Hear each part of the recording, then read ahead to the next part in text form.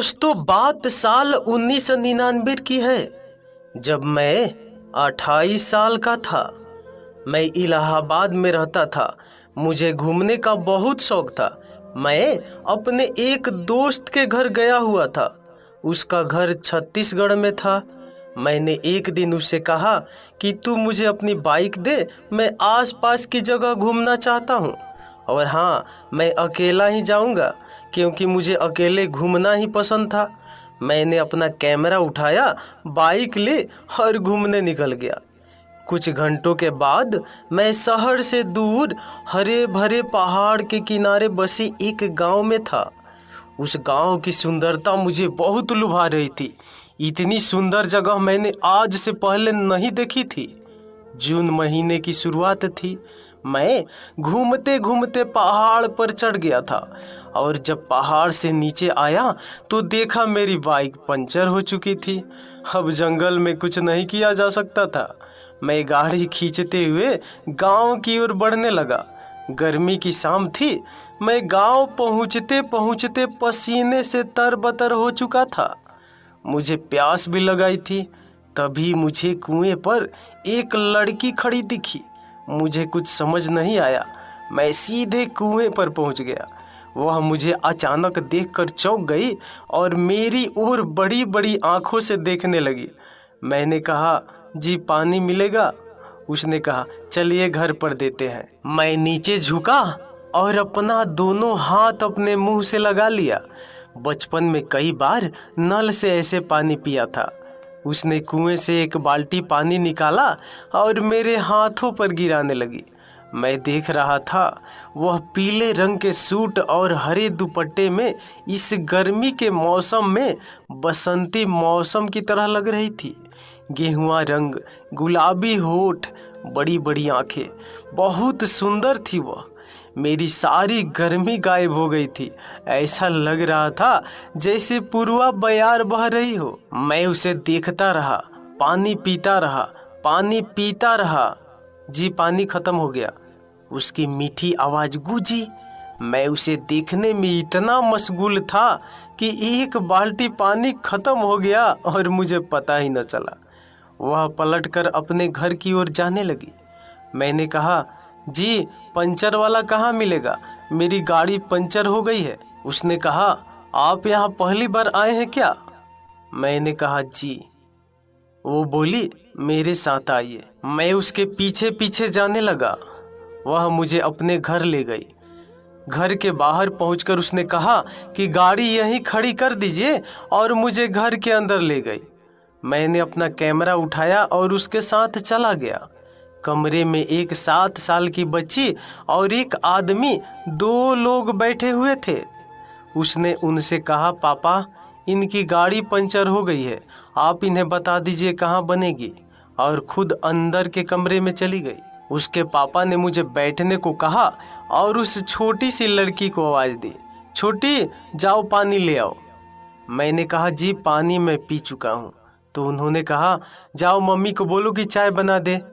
उन्होंने अपना परिचय दिया कि मेरा नाम अनिल गुप्ता है और मैं यहाँ ब्लॉक ऑफिस में क्लर्क के पद पर हूँ। मैंने कहा, जी मेरा नाम माधव है, मैं इलाहाबाद से हूँ और यहाँ शहर में अपने दोस्त के घर में रुका हुआ हूँ। गाड़ी बनवा कर शहर के लिए निकल जाऊँगा। तो आप यहाँ घूमने आए हैं, लेकिन अभी आप यहाँ से निकलेंगे तो आपको रात हो जाएगी और फिर रास्ता भी ठीक नहीं है। आपको एतराज़ ना हो तो आज रात आप यहीं रुक जाइए, कल सुबह गाड़ी बनवा कर निकल जाइएगा। मैंने कहा, जी मैं अपने दोस्त को बता देता हूँ, वैसे मेरे रुकने से आपको कोई परेशानी तो नहीं होगी?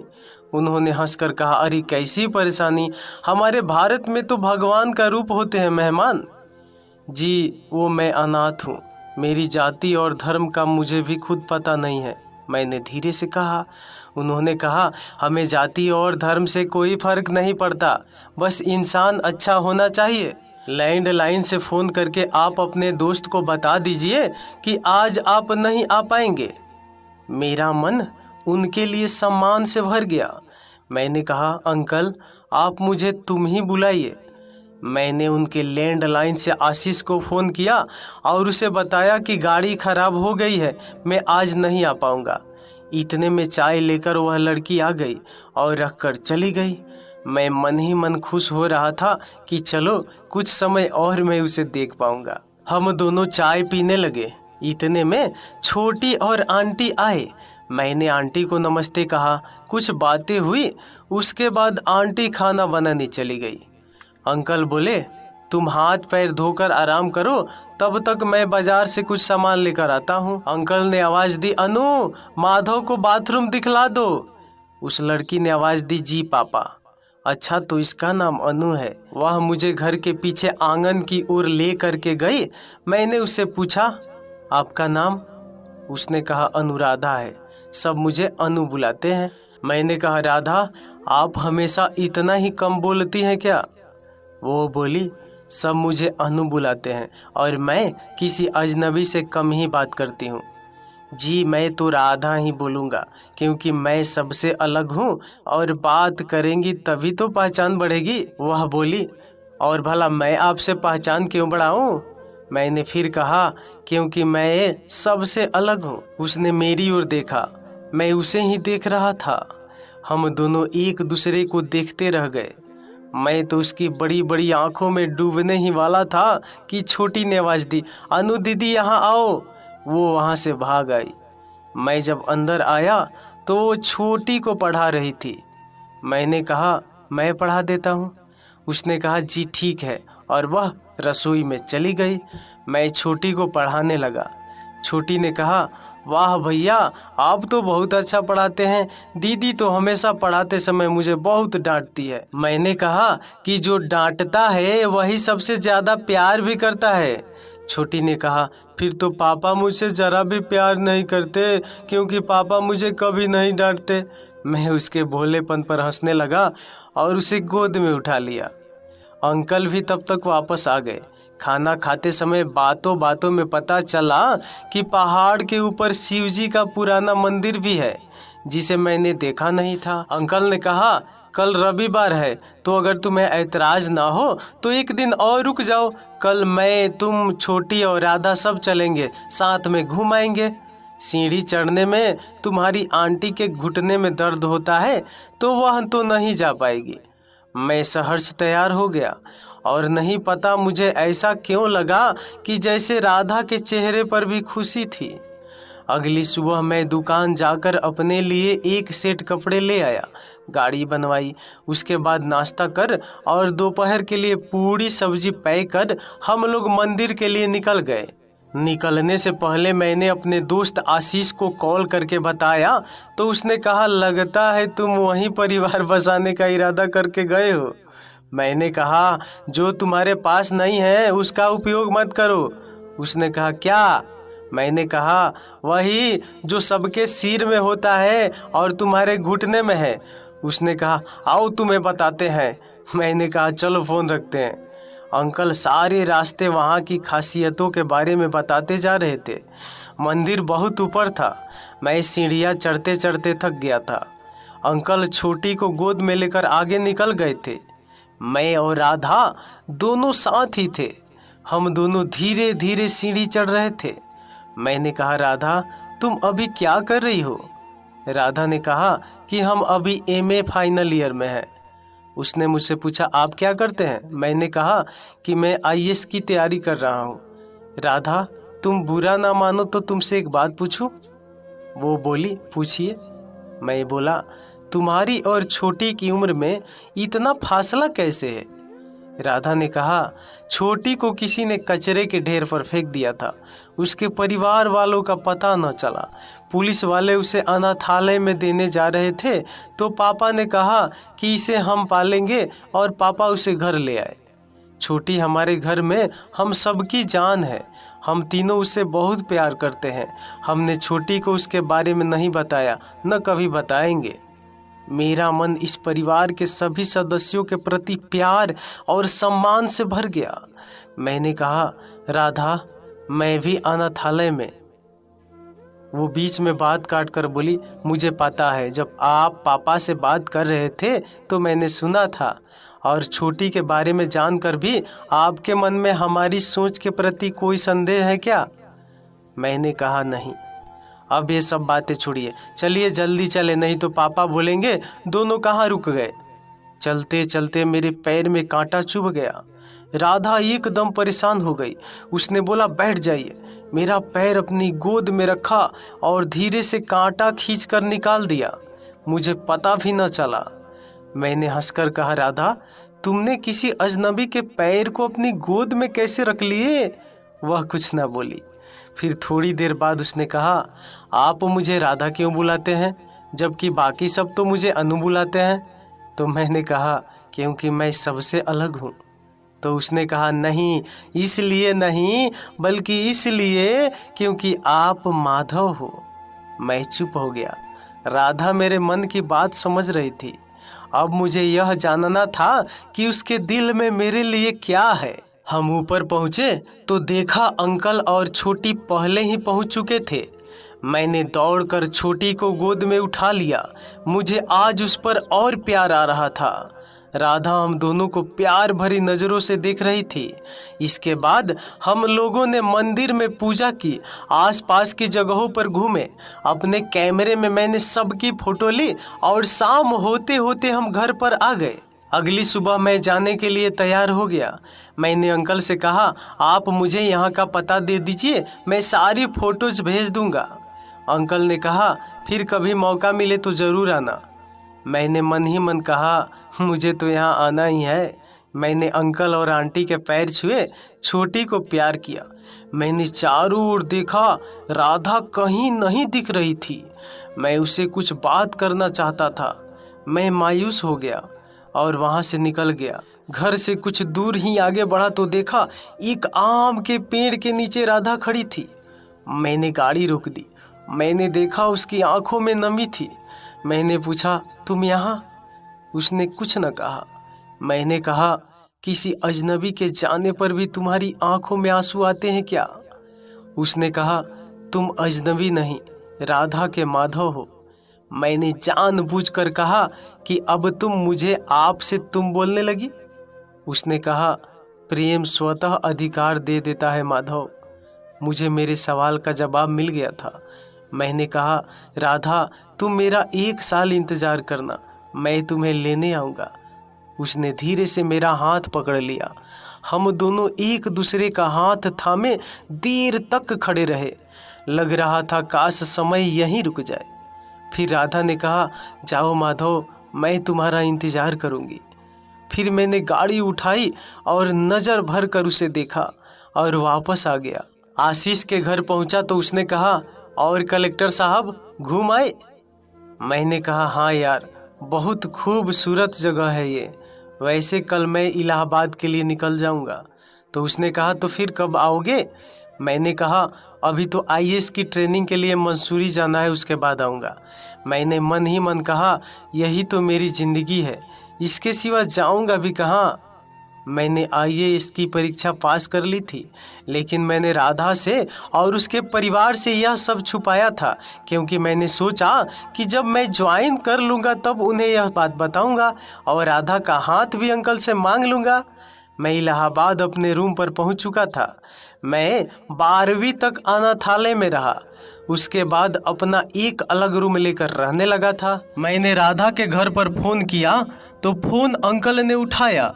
मैंने कहा, कल मैं इलाहाबाद पहुंच गया हूं। मैंने सोचा आप लोगों का हाल चाल पूछ लेता हूं, इसलिए फ़ोन किया था। अंकल बहुत खुश हो गए। कहने लगे, बेटा तुम तो हमारे परिवार की तरह हो गए हो। मैंने थोड़ी देर बात करके फ़ोन रख दिया। मैं जानता था अंकल ने परिवार वाली बात मुझे खुश करने के लिए बोली थी। अंकल का दिल बहुत बड़ा था। मुझे रेडियो सुनने का बहुत शौक था। रेडियो ऑन किया तो जगजीत सिंह की गज़ल बज रही थी। तेरे बारे में जब सोचा नहीं था, मैं तन्हा था मगर इतना नहीं था। मेरे साथ भी तो यही हो रहा था। मैं शुरू से अकेला रहा, पर जब से राधा से मिला था मुझे अकेलापन और ज़्यादा महसूस होने लगा था। मुझे ऐसा लग रहा था कि यह 1 साल कब बीते और मैं कब अपनी राधा के पास जाऊं। 2 दिन बाद मैं ट्रेनिंग के लिए मंसूरी निकल गया। ट्रेनिंग शुरू हो चुकी थी। इस दौरान अंकल आंटी से फ़ोन पर बात हुई, पर राधा से बात नहीं हो पाती थी। अंकल आंटी भी पहले की तरह खुश नहीं लगते थे। न जाने क्या बात थी। मैं फ़ोन करना बंद कर दिया था। मैंने सोचा कि अब सीधे ट्रेनिंग के बाद मिलकर ही बात करूँगा। बचा हुआ समय भी बीत गया। मेरी ट्रेनिंग ख़त्म हो चुकी थी। संजोग से मुझे छत्तीसगढ़ राज्य ही मिला और मैंने वहीं के ज़िले में कलेक्टर का पद ज्वाइन किया था। मुझे राधा के पास पहुंचने की जल्दी थी। 2 दिन की छुट्टी लेकर मैं आशीष के घर पहुंचा। आशीष बहुत खुश हुआ। मैंने आशीष से कहा कि फिर एक बार मुझे तेरी बाइक चाहिए। उसने कहा, अरे कलेक्टर साहब, अब तो तुम कार वाले हो गए, मेरी बाइक का क्या करोगे? तुम्हारी सरकारी गाड़ी कहाँ है? मैंने कहा, आशीष, तू मुझे जानता है ना कि मैं ऐसा इंसान नहीं हूँ। मैं सरकारी गाड़ी का उपयोग सरकारी काम में ही करूँगा, निजी कामों में नहीं।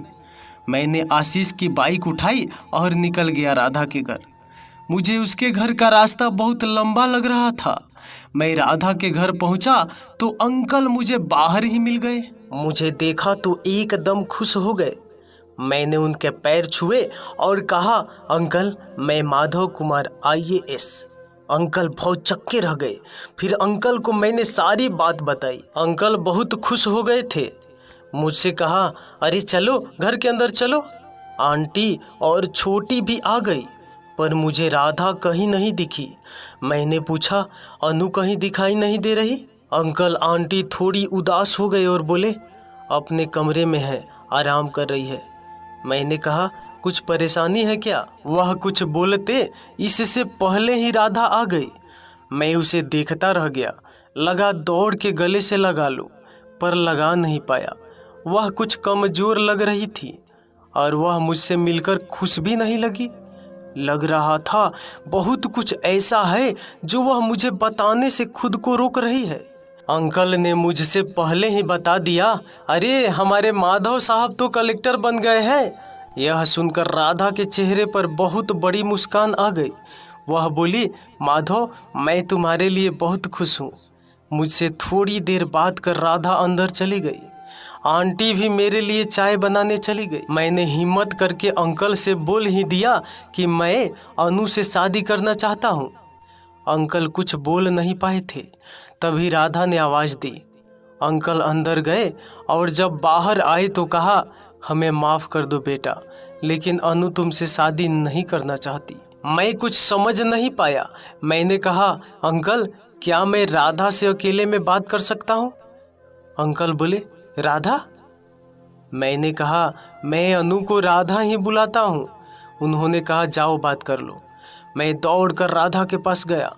मैंने कहा, राधा, तुम ये क्या कह रही हो? तुम मुझसे प्यार करती हो ना, फिर मुझसे शादी करना नहीं चाहती क्यों? उसने कहा, माधव, तुम मुझे भूल जाओ, तुम हम सबको भूल जाओ, अपनी नई दुनिया बसाओ। मैंने कहा, तुम हो मेरी दुनिया, यह है मेरा परिवार, मुझे कुछ और नहीं चाहिए। तुम मुझसे शादी क्यों नहीं कर सकती? मुझे बताती क्यों नहीं? माधव, मैं तुम्हें कुछ नहीं बता सकती। तुम्हें मेरी कसम, तुम कुछ नहीं पूछोगे। मैं चिल्ला पड़ा, किस अधिकार से तुमने मुझे कसम दी? वह कुछ न बोली। मैं उसका हाथ पकड़कर रोने लगा। मैं बोला, तुमने मुझे बहुत तन्हा कर दिया राधा। इतना तन्हा तो मैंने अपनी ज़िंदगी में आज तक कभी महसूस नहीं किया खुद को। वह बोली, तुम जाओ माधव यहाँ, अब कभी मत आना। मैं रो रहा था और वह इतनी निष्ठुर बन गई थी कि उसकी आंखों में आंसू की एक बूंद तक नहीं थी। मैं अंकल आंटी से भी कुछ न बोला। उन्होंने मुझे रोकने का प्रयास भी नहीं किया। मैं वहाँ से आ गया। आशीष को उसकी गाड़ी दी और अपने बंगले में आकर खुद को कमरे में बंद कर बहुत रोया। और आखिर में मैं इस नतीजे पर पहुंच पाया था कि मेरे अनाथ होने के कारण ही अंकल ने शादी के लिए मना किया होगा, जो राधा मुझे ना बता सकी। आज फिर मैं तन्हा था, बिल्कुल तन्हा। मैंने खुद को काम में डुबा दिया था, कुछ और सोचने की फुर्सत ही नहीं देता था। दिमाग को इतना थका देता था खुद को कि रात में नींद आ ही जाती थी। कुछ 1 महीने बाद मैं काम से पास के बड़े शहर गया हुआ था। तभी मैंने एक हॉस्पिटल के बाहर छोटी और आंटी को खड़ी देखा। मैं खुद को रोक नहीं पाया, उनके पास चला गया। वहां गया तो देखा छोटी चॉकलेट के लिए आंटी से जिद कर रही थी। मैंने आंटी के पैर छुए।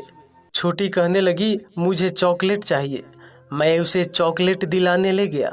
मैंने छोटी से पूछा, आप लोग यहाँ कैसे आए हैं?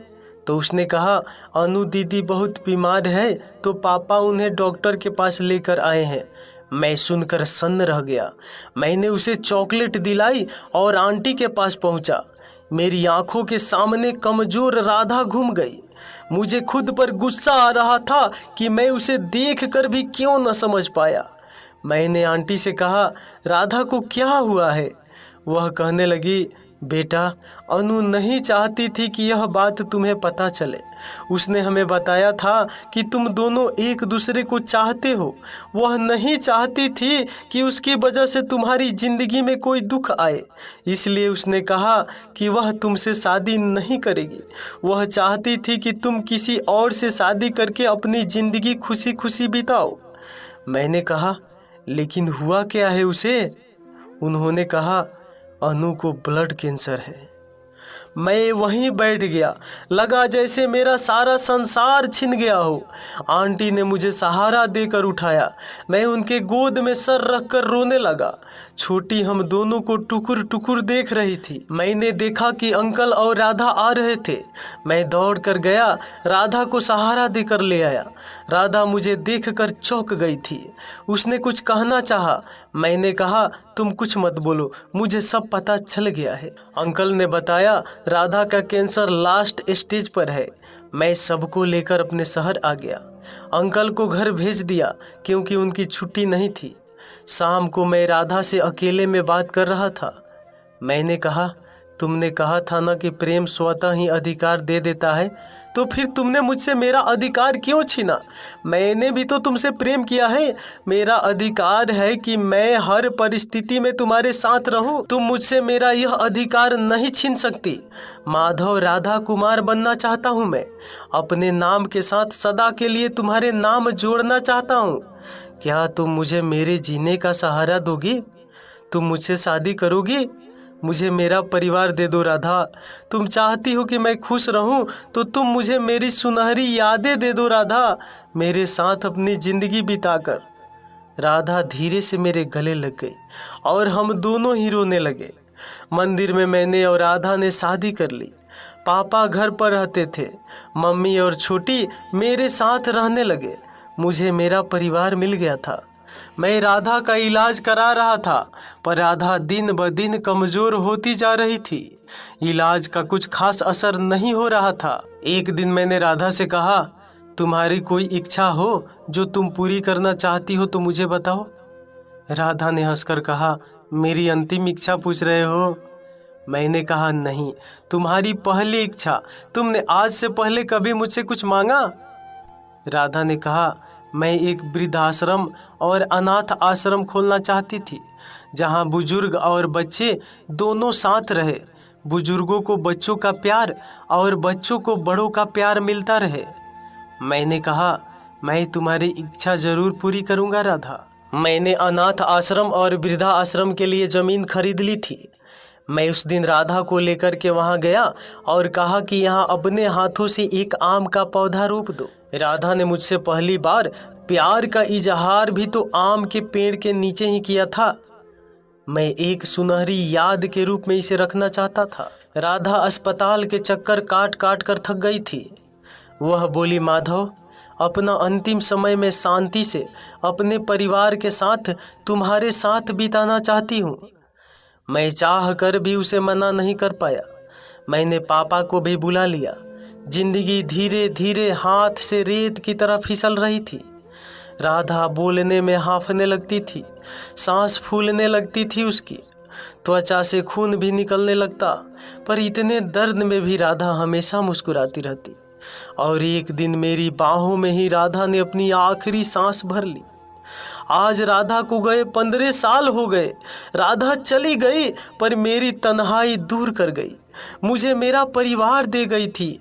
मैंने अपनी खरीदी हुई ज़मीन पर अनाथ आश्रम और वृद्धा आश्रम बनवाया और हमारे रहने के लिए एक छोटा सा घर, जहां मम्मी पापा और छोटी हम सब साथ रहने लगे।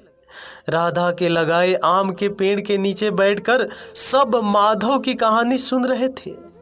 राधा सदन के सारे बुजुर्गों और बच्चों की आंख में आंसू थे। राधा के मम्मी पापा भी रो रहे थे। राधा के मम्मी पापा वृद्धा आश्रम और अनाथ आश्रम की देखरेख करते थे। छोटी आईएएस की तैयारी कर रही थी। माधव का ट्रांसफ़र कई जिलों में होता रहता था। माधव ने कहा, राधा की वजह से आज मेरे पास इतना बड़ा परिवार है। अब मुझे इंतज़ार है अपनी रिटायरमेंट का। इसके बाद मैं हमेशा के लिए आप सबके साथ रहूँगा। सब ने माधव को गले से लगा लिया।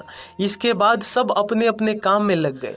माधव उसी पेड़ की छाया में बैठा रहा जिसे राधा ने अपने हाथों से लगाया था। माधव ने अपने वॉलेट में रखी राधा की तस्वीर निकाली और उसे चूमते हुए कहा, मैं तन्हा था मगर मेरी जिंदगी में तुम्हारे आने से पहले राधा तुम हमेशा मेरे साथ हो। तो दोस्तों, ये कहानी आपके दिल को छू गई हो तो प्लीज़ यार एक कमेंट और लाइक ज़रूर कर दीजिएगा। अगर कमेंट नहीं कीजिएगा तो एक लाइक भी कर दीजिएगा। आप कमेंट कीजिए, मैं पढ़ूंगा कि आपके दिल को कैसी लगी ये कहानी। तो चलिए अगले वीडियो मिलते हैं, तब तक नमस्कार।